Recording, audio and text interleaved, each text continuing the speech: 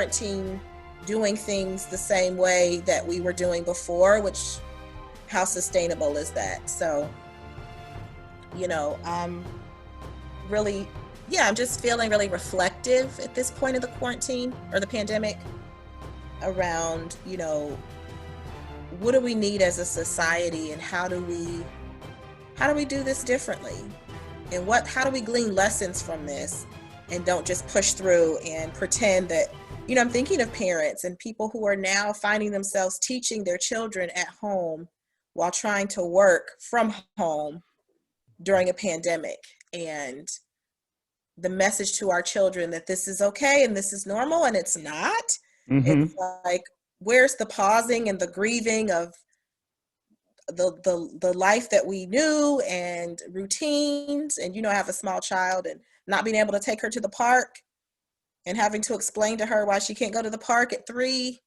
It's just really been tough. And I'm at this point, I think, and I wonder if other people, if you're even here, or if you've been here and navigated beyond it, but where now I'm sort of like, where's the pausing? Where's the slowing down? Where's the, okay, let's think about a creative way to move forward? Because I think sometimes you get so busy doing that you don't slow down and think, is there a better way, right? It's like the whole idea of work smarter, not harder. Mm-hmm.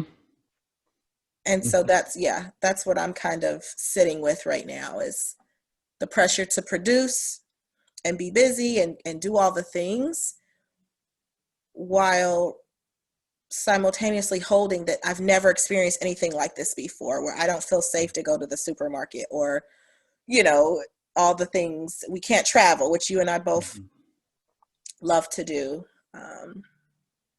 It's hard not to feel that, because there's a rush to get back to business as usual, and some of that's being pushed by political figures, and there's a desire to get back to, I think we often, because we worship at the altar of money, we want to get back to some of those economic things. And not that those things aren't important, but what does that mean for also acknowledging some other pieces of this, and how hard it can be. And then also you and I have just talked about too, that without some of those breaks we were accustomed to having in the summer, to take certain vacation, or just to have it be even a little bit more of a downtime, a little bit slower. There's that as well, because I know I've in some ways felt like it's been a continuous spring semester almost, or like one continuous semester. And there were ways I was busier in the summer than usual. We had more groups than we've ever had. And so in that way, being in this time shifted some of the flow of caps even within the summer a little bit. And so what did that mean? And then just, it's different it's a little more tiring, because people are talking about how tiring it is to be on screens and be on Zoom. And that's tiring. I find it tiring. You and I have talked about this before with the podcast, but we're doing this largely as an excuse to get to hang out, because those things that we would do in person, where we would get together with other colleagues and just be able to get chat and get energy from those interactions. That's not happening now. And so it's easier to feel depleted in the work as well, because some of those other things that I found recharging and refreshing aren't happening. So I agree. And I think for me, the boundaries feel really blurred, because typically when I leave the office and my computer shut down, I'm not checking email until the next day. But because I'm working from home and I've attached my and part of it's my own, I'll own that I shouldn't have attached my email to my phone, but I find that more often than not, as the night goes on, I'm checking my email.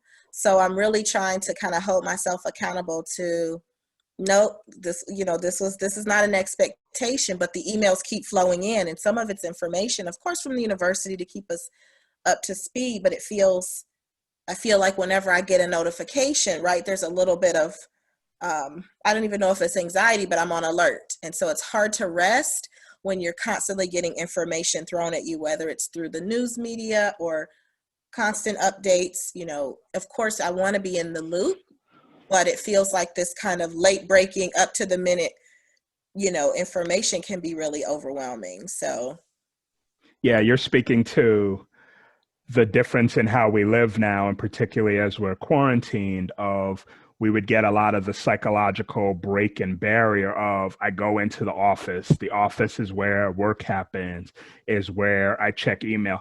I was someone at CAPS that email was a terrible way to reach me out when I'm not there in the building, because I was very good about I'm not checking this. I'm really keeping a boundary on try to work hard during the day when I'm there, and then leave work at work and return home and then enjoy other parts of life. And like you were mentioning, now there's so much bleeding in and sort of diffuse sort of barriers. It can be easy to just get swept up in the constant checking, the constant access. And and I'm sure students are struggling with this of we have to be especially intentional around our boundaries yes, and barriers for these things, because we don't get some of those just natural built-in barriers or rests like we yeah. used to. And I'm talking to students having difficulty sleeping because maybe now they're back at home and they're studying in their room, and the room used to be right where they slept, but now the room is where you're studying, the room is where you're in Zoom classes. So it's hard to break. You have to break that connection and have almost a safe space that is not, where it's not encroaching in your into your routine and into your space. And I just think the longer we're doing this, the harder it's become. You and I have talked so much about when it first happened. I thought it was a short term. I think many of us did, right? Oh yeah, this will be by summer for sure. We'll have this under the wraps. So I almost took it as a chance to like, oh, okay, well, I'm gonna go for a walk every day, and I'm gonna do yoga, and I'm gonna meditate. And I was doing all of these things because in my mind it was short term. So let me do these really fun, cool things. And now 6 months in, I'm like, how much longer can we do this? And of course, I want to be safe. I want everyone to be safe. But that's what I mean. I think I'm waiting for the creative thoughts around how do we get through this. And I've stopped myself from saying get back to normal or the way things were,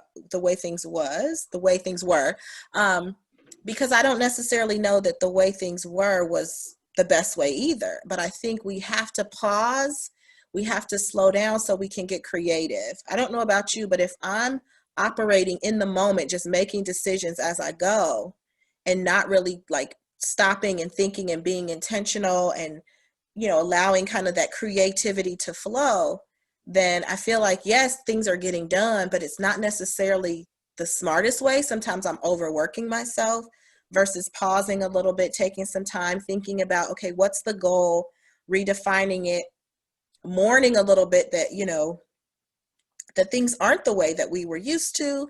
There's a lot of uncertainty that we're all facing, and that is really stressful because it's hard to plan for Thanksgiving when you don't know if, that's going to be a Possible. possibility to travel, or will this be worse, right? So I think it's really, I'm just feeling really um, a little bit worn from the pandemic in a way that I hadn't felt before. I was excited and energized, not excited, that's not the word, but I was trying to capitalize on some downtime and use the energy to do fun things and do different things.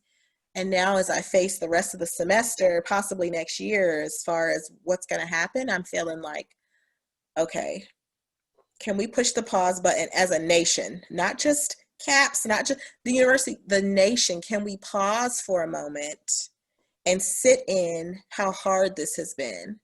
Again, I'm coming back to parents because I was talking to a friend who set up this whole thing in her living. I mean, it's amazing, but she has no teachings. It's like she's doing all these things, feeling really guilty that the kids don't have this and that. And it's like, man, and working a job from home.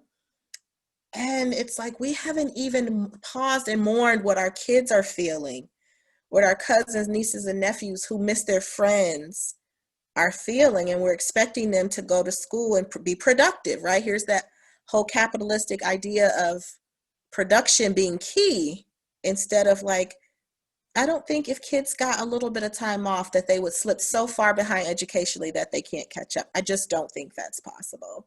Well, Um, really, how much are they catching up or staying on course anyway if their parents are more largely involved in the education and teaching when they're also trying to navigate working from home? And so it's a real question of the quality, and I'm not making that up. That's been said a billion times by parents of just and I think this is a moment of, again, you and I have talked about appreciation and gratitude, but if we weren't already, we appreciate teachers and people in the education systems a lot more. And they were people that at times could get taken for granted in the mhm. past. And we could maybe even have some unrealistic demands made of them. And I think now when you're put in the shoes, finally put in the shoes of someone else, you get a different perspective. And there's been a piece of that during this pandemic of most of us getting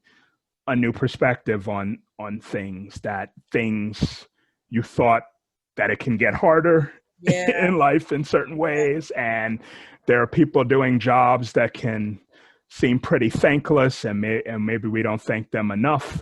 And then you see, okay, there's more to this, and maybe in ways you thought, oh, that was easy, or there were complaints in the past because you're just thinking, well, just do. Mhm. And now there's that reality check hitting us in the face in a lot of ways. Absolutely. Absolutely. And one thing I've been sitting with as a former foster mom is thinking about kids and what this pandemic is doing for abuse reports. I don't know the percentage, but a large amount of abuse reports come from teachers because they see students, they can call if they see a mark, they mandated reporters. And we know first gen students, we know students from low SES backgrounds are more likely to have barriers to make this learning from home possible. But I'm even thinking younger than the college age. So for our population, I'm thinking about students who recently have had to go back home and may not have stable internet or may have, barriers to being able to do online learning. And then I'm thinking even younger than that, who's looking after the kids? Are they getting meals, right? Are schools still providing meals for students? For a large amount of students, those 2 meals that they get at school, that means a lot because maybe, evening meals, dinners aren't necessarily every night, or they're not, well-rounded and nutritious. And we could argue about school lunches being all of that as well. But I'm just, my heart is going for just a lot of vulnerable populations during this time. And the longer it stretches, then I think parents and other people are forced to make really tough choices about, you know, we need to keep a job because, people need to keep roofs over their heads. So they're probably making choices that aren't necessarily, I don't want to say healthy, that sounds judgmental, but, the best choice, but they're doing what they have to do. Mm-hmm. Um, so yeah, I'm feeling a lot of empathy for teachers, for frontline. We're talking about nurses and physicians who've been going. We talked about how tired we are. Think about those who are on the front line who've had no breaks and have seen death up close and personal and suffering Yeah, for for sure. months. I'm thinking of the trauma, right? As a nation, there's collective trauma that I don't think we speak to a lot. For sure. You're talking about that, and I'm aware. I believe some of our colleagues not in campus health were actually working through the weekend, many of them, to help with Yes. different things around testing and caring for students. And so those sorts of things are happening. You're Yeah. right that there's a lot on people's plates. There's a collective tiredness and fatigue. And you're also right about, yeah, the vulnerable populations. That one of the beautiful things of a college, higher education environment is ways that, not that it's not still difficult, but ways that some students that might be from a lower SES background or other sorts of, issues or things like that may get some more stability in Yep. food, may get some more stability in housing. I have heard that at institutions that I've worked at besides UNC, where students have talked about the importance of what being able to have on-campus housing means, and almost, if I didn't have this, I'd be homeless. And so there's those resources provided that aren't if they then go home or if they're in a different environment, and ways in which it relates to the work that we get to do, because part of the power of the work we get to do and why I think we love the population we get to work with is that in being in the university and having a little more independence, that's where people can start to flourish in more of their identity and ask themselves those questions of who am I and what am I keeping from what I've known before? What am I shifting? Yep. What new things am I taking on? What new experiences am I even having? And that's something that's really missing for a lot of students, unfortunately, in this as well, is the newness of the experience, Yeah. really. Of it makes sense, not that, it would have been nice if there was a way for everyone to come back into campuses around the country and there be no more infections and things, but that was always going to be difficult. And I think part of why that would always be difficult is there's a hunger to be social, there's a hunger to be engaged, and that's part of the college experience. And so it's hard to want to say, I'm going to go back to campus and then I'm going to sit in my small room by myself. That would be so Terrible. lonely, isolating, and terrible. And you would feel, it's sort of like looking out the window at, it's if I live next door to a mansion and I'm in my little shack, I'm sort of, wow, it's right there. I can almost get to it, but I really can't. And Yeah. what Oh, that would it's the feel cake like. on the table that you can't touch, right? Yeah. It's yeah, it's really hard. And knowing what we know developmentally about this age period and this developmental period in particular, developing, like you said, learning who you are, developing relationships, it's so important. My heart really goes out to lots of folks right now. And I think as we're thinking of our students, again, what I'm hearing are people researching anxiety surging again, sleep stuff is coming up again. Again, the uncertainty of the future, what that's going to look like, the loss, especially for our first year students, who exactly what you were saying. There's this image, this expectation you have of going off to college, right? It's a rite of passage in our society, and that's been taken from them. And I think I think about back in May when people were graduating from high school, and I think folks have done a phenomenal job of being creative about still trying to preserve a piece of that experience.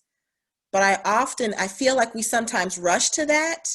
And maybe that's just really reflective of my style, though. And just sitting, I think sometimes if I am allowed to sit with how sad and how, just unfair that is, then it helps me then be able to tolerate the next part of it, which is, and I got to go on. But if I'm rushed to the I got to go on piece, then it makes it like, I don't ever get to really get in touch with my feelings about it. And so I think, what I've been seeing and working with students in this past week since they've been sort of encouraged to go home is like acknowledging the unfairness of it. And it's not to place the blame at any level, but just to acknowledge this is unfair.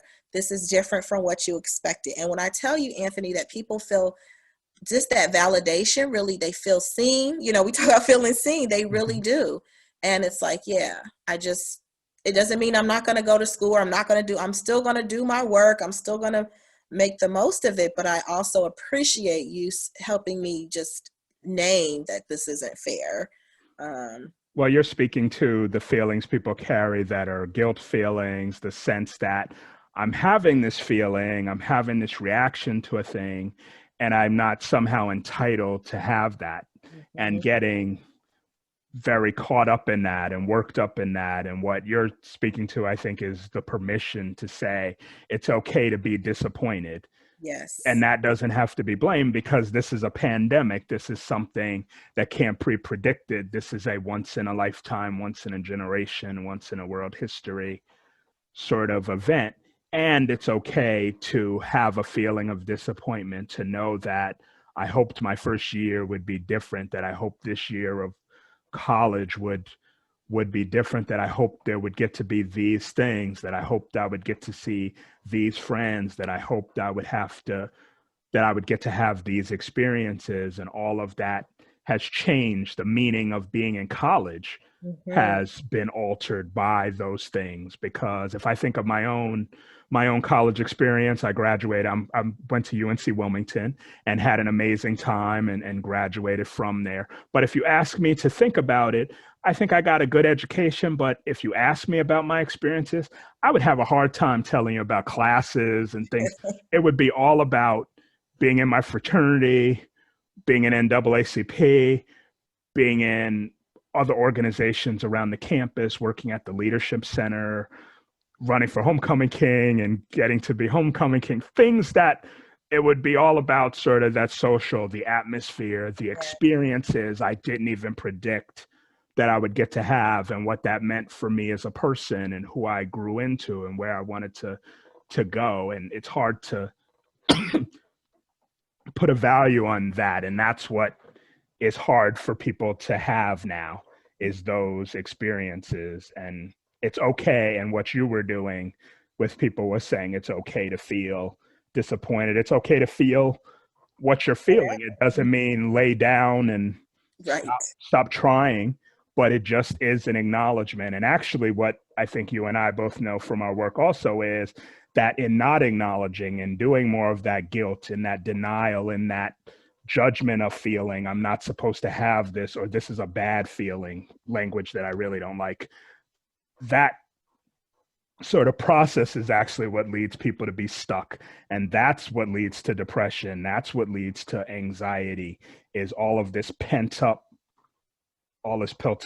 frustration, this frustration that Mhm. can't be named, this frustration that can't be seen, Yep. can't be validated. And so that's where you're talking about what it means to you to just stop, tune into yourself, say, I'm feeling sad, allows you to move through that more, versus probably, at other times when you haven't given yourself that space, you're probably sitting around wondering, why am I off? Mhm. Why am I not at my best? And then maybe eventually you get there because you're a smart, insightful person, but you probably have recognized that. I know I have for myself, of why am I off? What's going on? It Going starts to on. seem bizarre. And then when you trace it, it's, oh, I didn't take any time Mhm. to deal Well, with that. imagine that, Anthony. Thank you. I think you said that so beautifully and eloquently. And imagine that on a grand scale. Imagine lots of people doing the same thing. Yeah, I'm just really feeling for what that means for us as a nation. I mean, and this is not doom and gloom by any means, but I think people will do a lot of different things. A lot of people will get really busy and do all the things, and maybe sort of like I did to some degree, and then they might hit a point where they're like, wow, like I didn't really stop and slow down and think Mm-hmm. what a pandemic means, Mm-hmm. what it has meant for my freedom to travel. um, it has allowed me to lean into my privileged identities more, Mm-hmm. because even being able to travel is a privilege that Mm-hmm. I took for granted. um, yeah, just having a safe home that is accessible to come to, and Mm-hmm. all of those things. So I'm thinking again on a macro level. I think that it would be really nice if the message was slow down. Let's what does this mean? And people really tapping into, how are you feeling? When we ask people, how are you doing? I've really tried to get good at being honest and not just giving the padded, like I'm okay.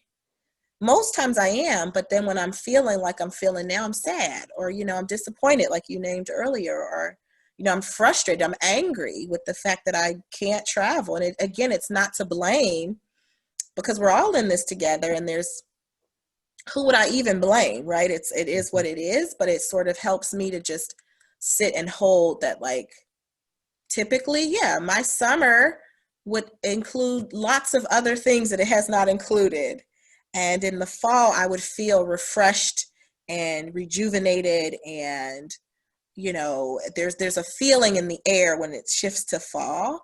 And like you named really early on, it has felt like one continuous there's no marking points. And it's hard to sustain that level of engagement long term without pausing. So I'm wondering, for those listening, like how are people taking care of themselves? And I'm trying to not use self-care so much because I think it gets to be a little bit cliched, but how are people turning maybe inward and of tending to what might be coming up, if anything, kind of around the losses that you may have experienced, both with family and friends, unfortunately, or with just experiences and expectations and plans that you've had to maybe cancel or alter? And I think what I appreciate about what you just said is I think you also give good modeling of what I would hope people will adopt too, which is the pressure I know it can take off when we can be more authentic. And so there's, again, a buildup if you think you have to keep walking around saying, okay, I'm okay, Mm-hmm. fine. And in reality, saying I'm sad or this sucks or this is really hard, I'm feeling very stressed, under pressure, whatever you need to say, that also doesn't mean you're not okay, in the sense that it doesn't mean I'm about to fall apart into a Right. puddle. And it doesn't mean you have to intervene with me right now and do something in particular. I need someone to listen. It helps me to be authentic versus to fake it. And that helps to take pressure off and to name it. And you can give permission to other people to name it. And maybe that would be a way to help everyone in this time, that instead of people asking, how are you doing? And you say, okay, they say, okay, you keep moving, and everybody just lied to each other. You could say, this is hard and I'm really disappointed this happened. Wow, I am too. You're right. There can be that connection and you can keep moving, and what that can mean to just change that little bit can be so powerful that I find. And so I think that was really nice, that sort of modeling that you were talking about and what you're trying to do in your life with Yeah. with that piece.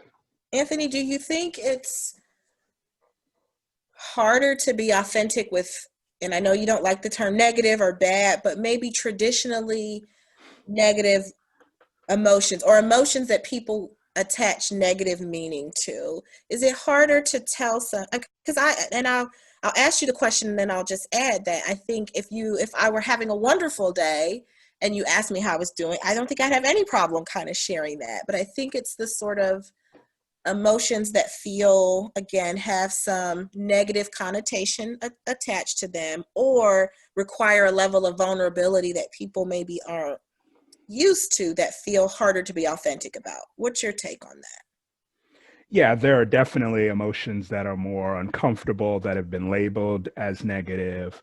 And so, even outside of a pandemic, this is a lot of what brings people into my office, into our offices, into CAPS, is this difficulty around finding their being able to a sense that they can be their more authentic self, that it's okay to name the feelings they're authentically having, needing to keep up appearances. Mm-hmm. That's something we hear about all the time at UNC. There's a keeping up with the Joneses sort of idea. And when you look out at people, you see everybody moving on campus maybe, and you're thinking, wow, everybody looks good and they look like they're having no issues and they don't look like they're studying and this whole process looks easy for them, and I'm having to study way more than I ever have and I'm still not getting the grades I am accustomed to, and Mm-hmm. I'm feeling this sort of way and it must only be me.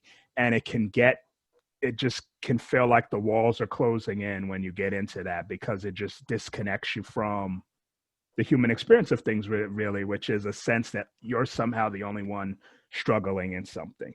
And that's what, even though it's a challenge, that's what that authentic moment can break, Yeah. is then you get to see, I'm not the only one. You know, you gave me a lot of support yesterday. I was sharing with you that I was nervous about my first session of group.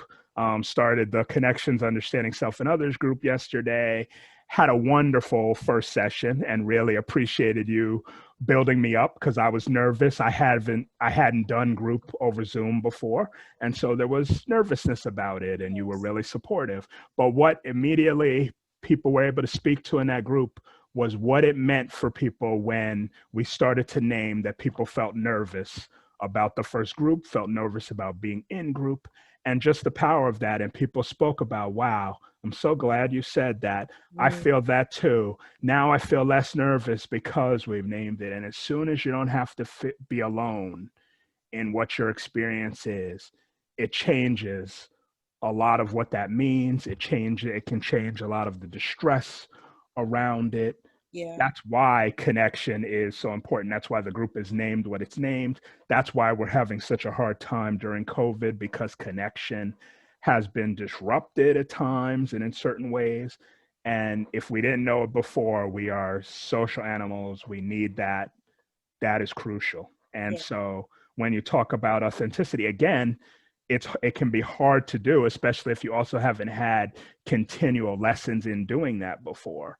But it also can be freeing, and it can be moments of connection. So when we talk about a pandemic, when connection is already precious and maybe fewer than we're accustomed to, that moment where you could talk to someone, where they ask how you are, yeah, that's a moment where you can be more disconnected by trying to put on a front that you think you need to have, or potentially be more connected because that just is let down. And then you just get to be more real in that. And that's the beauty of what this can provide, because we're all experiencing it. We're all going through it. And so there's a way that most of us can relate to each other in a way that at times maybe isn't as easy to do, or maybe isn't as on readily on the surface yeah. to That's such a good point. And I'm thinking, as you were talking, I was thinking, add identities on top of that, right? So you do a lot of work with men. I know you have your new brother to brother group that you're getting going this semester for Black men on UNC's campus. But I'm thinking the identity, and I do empowering Black women on campus. And I think if you add any identity variable, but particularly for marginalized people from marginalized identities, that can make the pressure to kind of conform or wear a mask even like greater pressure stronger. for Yeah. that. And so I think what, and if I reflect on group, and the most powerful groups that we've had in empowering Black women have been where we've been able to connect and put the mask down, and there are ways that as Black women we sort of have been conditioned to face the world, and I mean for very real ways, racism and sexism Safety. and all Yeah. the isms, but that there's a way that we can authentically connect around an issue. And even if I haven't faced it, that I can honor someone's vulnerability, connect with them, say, I hear you. That feels so powerful, and feels even more important to do when we're not, like you were saying, we're not able to spend time with each other. We're not able to sit in each other's presence and get the even, nonverbals that you would get. I think what feels hard for me through Zoom, and I appreciate that we have this platform and we're able to do it, but there's so much that I pick up on. You too, right? We're body language experts as psychologists. There's so much that you pick up on without a person saying a word. And I can misread that through Zoom sometime, or I can question it more than I ever would face to face. If you rolled your eyes in person, I would say, hey, what's up? What's going on? Rolling your eyes in Zoom could mean a lot of things, right? It could mean your eyes are tired from staring. It could mean, a ton of things. It could mean there's a glitch in the system. And so I think you're absolutely right. And I think that when I think about adding on any type of identity, I think that the pressure is so much greater to, like, you have to overcome so much more to be authentic. And yeah, so I will keep that in mind sort of as I'm preparing to do Empowering Black Women group this semester, which is a group that I truly has my heart. I love this group, as well as First in the Family. But I think when you add those variables, there can be an expectation or modeling for sure of like, have it together, right? Don't let them see you sweat, or that you're afraid, or that you're sad. And there can be some real pressure to conform that Or we, that I need to somehow prove my strength. I feel I need to prove that I even belong, because we hear from students as well, minority students, of a sense of whether they belong at UNC or not. yes, And feeling that pressure can really lead to wanting to keep the mask on. yeah, And yeah, we're also not living in a bubble, right? And so coronavirus is hard enough, but we're not living in just that moment. We're living in a moment with protests, with discussion around anti-racism, around the legacy of racism that has been present yes, in this country since its founding, and grappling with that, grappling with the tensions around that, grappling with what it's meant to be invisible, where you can understand very much what it means. I'm reading a book now about the Constitution that is really going through in detail the articles, the history, all of this stuff, and I just got through one of the chapters dealing with sort of reconciling that. How can you be talking about founding a nation around all are created equal, and then have slavery as something you need to talk about with the three-fifths compromise for voting and other things and representation? And you realize that part of why that could happen is that there was no conflict for people in that age to some extent, because you mm-hmm. weren't even in the bucket that is humanity, that we're talking about as equal. You're That's something right, less, yeah, you're mm-hmm. something subspecies, and so you're essentially you're more akin to a lion or a dog. And so there's that reckoning that Yes, is happening now, where if through the history a lot of times there wasn't even a space for you, you weren't even a consideration of what we're talking about when we talk about America, mm-hmm. then there's a real grappling to be had with that, and that is very difficult. It comes with a lot of pain and anger and Yes, frustration, and that is happening in this moment as well. And so, as usual, in a pandemic, in a time when people are getting sick, in a time when there's already these fears, there's still the other layered fears that come with minority identities and oppressed identities, which is there's other things about how are you feeling with the police? How are you feeling with other systems and structures in the right, country? And do you think that they have your best interests at heart, that they have had your best interests at heart historically? right. And that creates an extra layer of pressure and distress. Certainly, certainly. You know, I was thinking about, as you were talking, I had a conversation with my aunt a couple of weeks ago. We were talking. We always have these very long. We're very kindred spirits. We have these long conversations, and she was saying, you know, your generation, the generations after you, will, especially for Black people, will have the freedom of expression of emotion that previous generations didn't have, because it was strictly, in a lot of ways, a safety issue, right? That when you look at even the roots of corporal punishment, and mostly she was saying it wasn't necessarily the intent to, you know, beat your children, but it was sort of like, I've got to get this message in you that you can't do this behavior because this behavior could get you killed.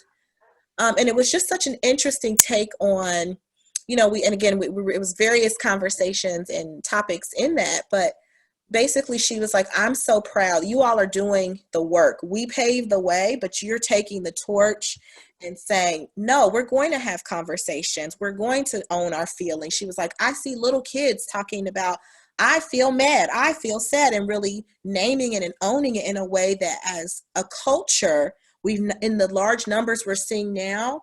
And I think you and I could speak to the number of Black students we're seeing come through UNC, which I don't know what the numbers are, but I would guess that it's more than we've probably ever seen. And, you know, she just had such pride she's a boomer, just such pride in, like, you know, where we are and where we're taking, where this generation, and I would say the students we work with even more so, seeing them as activists and owning that identity as activists and social justice, champions, and them owning those titles. I think it's amazing. I feel such a sense of pride that, that is something that they're not afraid to do. And if they are afraid, they do it afraid. And that's just, so beautiful to see. So I wanted to sort of share that with you as you were talking. That conversation came back up for me, and just feeling a lot of pride, even though I know we started this conversation in a different place. But I think the generation that's going to force us to pause are the generation we work with, that are going to say, this is not okay. Like, what are we doing? How can we do this differently? What do we need to learn from this about our capitalistic society? And I need to work too. Like, I'm not advocating for a complete overthrow of anything, but I do think this is a unique opportunity, this pandemic, for us to evaluate, to assess, to get creative. You and I are sitting here from our homes working. What would this mean for people with disabilities who have largely been shut out of certain work situations because they couldn't enter a building, or because their chronic health issue made it hard for them to show up to work every day? Can we reimagine our society moving forward? And what would that mean for us? So I've said a lot, but I have such pride with the students that we work with this generation. And I hope that we really do come out on the other side of this with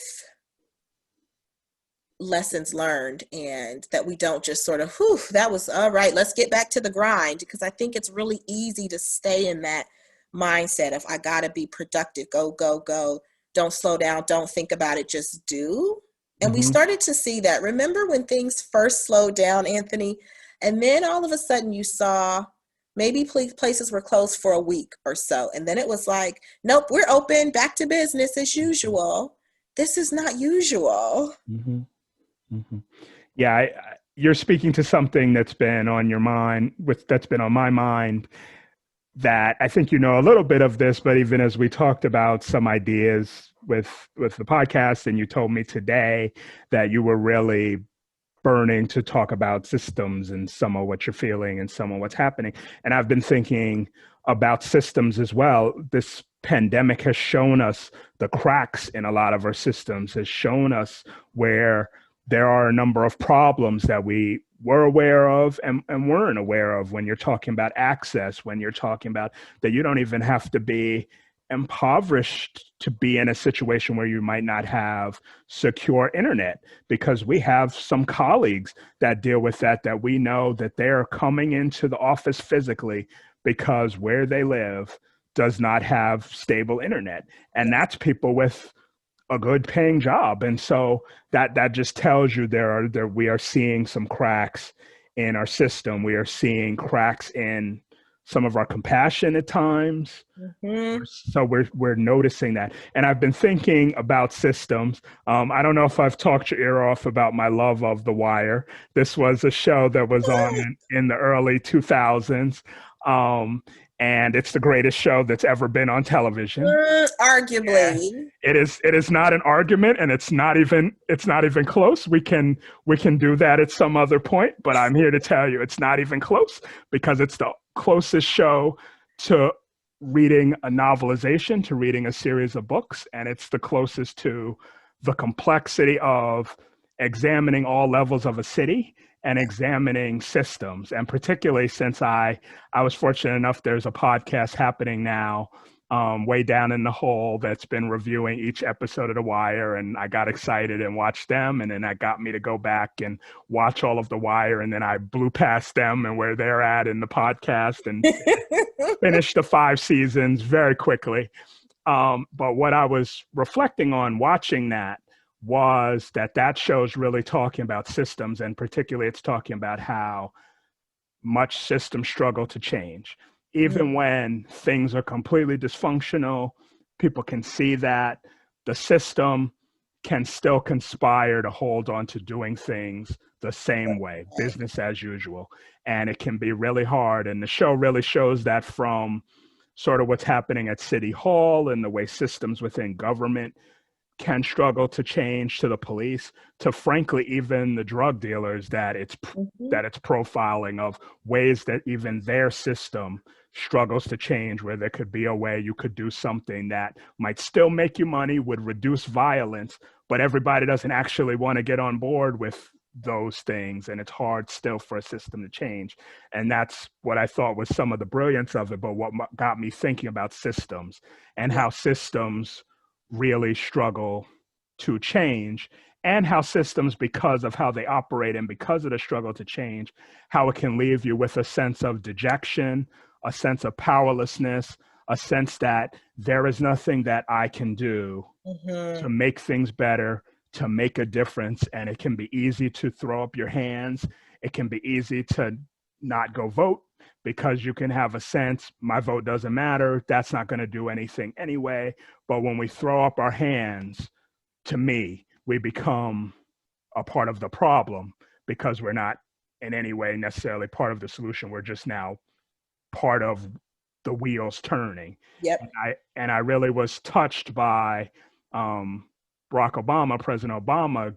That was part of his recent speech, was encouraging people to not feel that sense of hopelessness, that sense of dejection in the process, even though there's a lot of reasons to feel that. So it's not a magic wave of the hand, you're stupid Right. for feeling that, but it is that still we can acknowledge things can be set up to lead you to feel that way, and we can try and make a different choice, so that hopefully things can be better. And I bring that up because, in part, connecting to what you were saying about you talking to your aunt, and I think she was giving a perspective of how things have changed, how she's proud, how things Mhm. may have changed for the better. And I had a little bit of that this weekend even, and it was my mother's birthday. I was Oh, talking to happy her. birthday, Mom. Happy birthday, Mom. And growing up in the segregated South, and it was little things, but just like, we play some games, and she'll really know television because she had access to those shows, but Okay. wasn't able to easily go to the movies. So she doesn't know many Mm. older movies because she didn't even have access because of Jim Crow segregation that was Yeah. happening in North Carolina. And so just being aware of, because we live in the moment and we might be younger, Yeah. you can also get into a sense of, this is worse than it's ever been. This is so terrible. We'll never have anything different. And then when you hear stories of older generations and you get the history, you realize it doesn't mean we don't have stuff to work on, but Yes. there also have been shifts, and there are things that are better. And for instance, two Black people with doctoral degrees that are psychologists talking on this podcast could seem like a very simple thing, but this didn't happen, wasn't even available 50 years ago. 50 years And ago. and Mhm. so things still do change, even if they're slower than we would like, but there can be change, and we can affect that. And so even if it's hard, trying to connect back to the sense of hope and trying to connect back to a sense of agency. And I was thinking about that as you talked about what our students could mean and what young people could mean, and how young people also are the drivers of a lot of these social movements to change, because they can say, yeah, I don't like the way y'all are doing that. I don't want to live in that. Let's do something different, and can push us to a place of more compassion, taking care of more people versus just I'm out for me. And that can be a nice thing to see. And so I try to maintain that hope for Yeah. the future. But also, I'm prattling on because I want to lead into sort of giving you some praise. And I've shared this with you personally, but you are among one of the people at CAPS that has been really helpful to me in our system, because as I've shared with you, we through the summer did a lot of talk about wanting to do our own anti-racism work as a staff and within CAPS, and had thought about identifying who could we bring in, what could we do. And then things got really tight around money, and there were no's about what you might be able to do with certain things. And really just appreciative of you and others for staying with that conversation, for still advocating for, but how can we still do this even if there are some barriers, even if there are issues of money? Because I got very deflated and I got very dejected and I sort of did throw up my hands and detach, and appreciated that other people stayed in it for us to still be doing that work as a staff together and finding something that could work together. And so far, and what we've been doing, that has really been touching to me. It's been touching to other staff. It has been impactful, and that's important. And so I wanted to give you props, give you a shout out for that. And I know there are other people involved as well.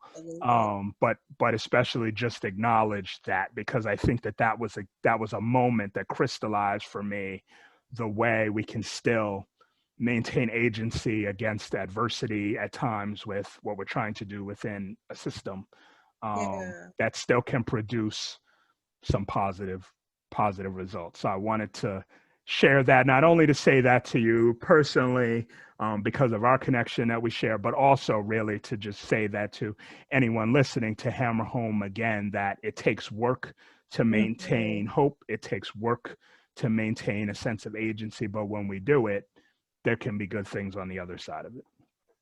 I really appreciate that, Anthony, because I think it's a both and, right? That, I appreciate that. And I know you've been here longer and have seen the system at play a little bit more than I have. So that deflation and dejection makes sense. But I also think that that's kind of what we try to, help the students realize, that you can both, because I had those moments too of like, what do you mean?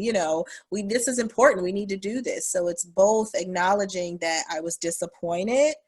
And then after sitting in that, because I didn't rush through that or push that aside or dismiss that, it was like, all right, once that passed, and now what can we do?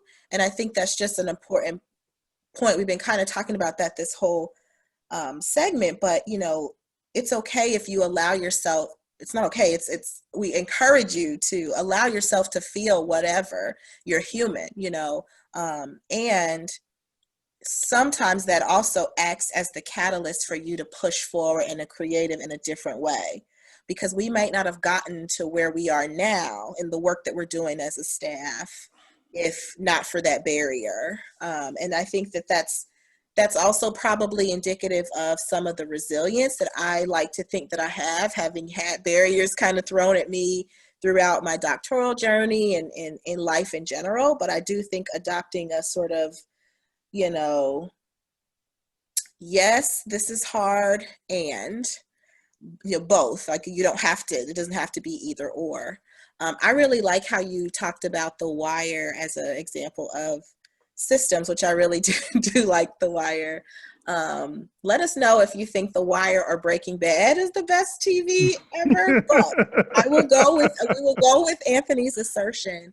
And, I think that part of when I think about systems and I think about our role in systems, and even what you're saying with former President Barack Obama around, it's easy to get, it's not easy in a way that's like, pejorative. I don't mean that, but I think it makes sense when you feel dejected. It makes sense to say, will this really matter? And so there are going to be people in the movement in times in your life, hopefully, that when you feel like you got to rest, they can carry the torch, right? And so that's what I was hearing in my aunt's conversation, even thinking about your mom and like how we're sitting here today. She couldn't even go to the movies, less than 50 years ago.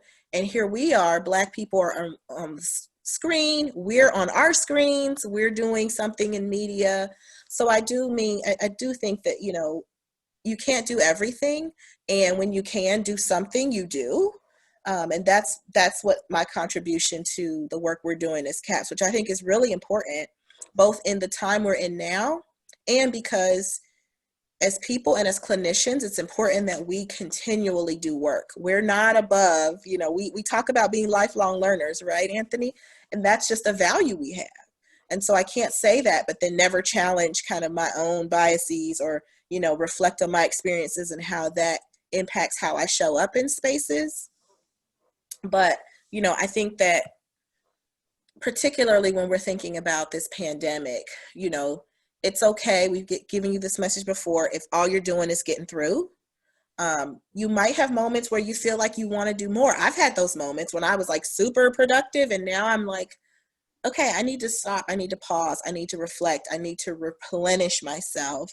And so if you, as my colleague, are not in that place and you can pick up more, you have been doing that. I'll be honest with you, with this podcast, as fun as it is, as amazing as it is, I've been relatively not pulling my weight.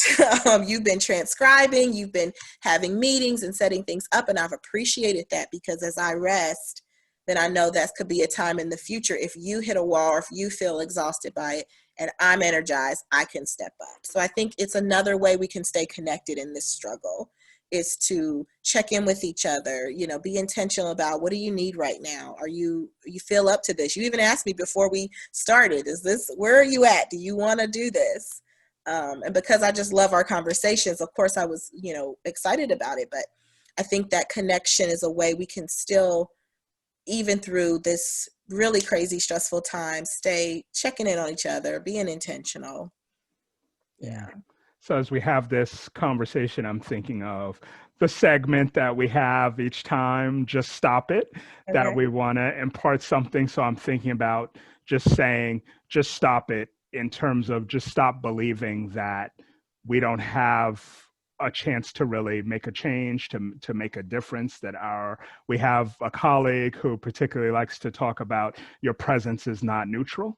And that idea of that just your presence can be a positive thing when sitting with a client in therapy, just who you are, that it doesn't always have to be bringing in some special skills, but really that it can be just your presence as a person and what that can mean. And that's similar as we have this discussion about systems, about change, about a way we can lend our voice. And even though there are a lot of forces that can act on us to give us a sense of powerlessness and hopelessness, that if we can find ways, like you said, to still move around that or to not buy into that, we can really find our voice and our strength, and a strength we may not have known we had, and a pathway through we might not have anticipated if there hadn't been some of those challenges. And that pathway through can offer some beautiful things that we might not have anticipated. And so I want to say that to people, in terms of just stop it, just stop believing that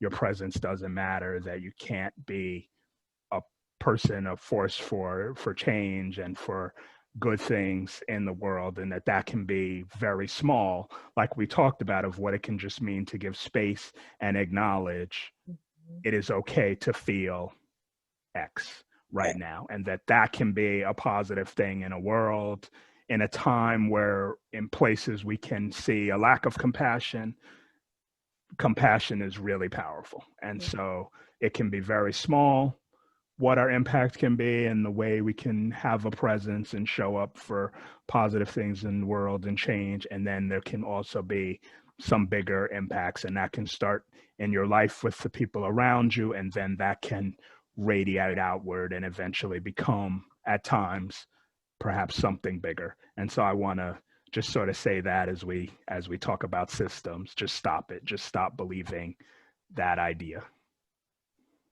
Awesome. Thank y'all so much for listening. Let us know how we're doing. Let us know what topics you want to hear. And yeah, I want you to weigh in on a lighter note. The Wire, Breaking Bad. Let's go toe to toe. We promise we could get into it later. Let's discuss. Who knows? We might be showing our age and they'll say stuff we haven't even seen.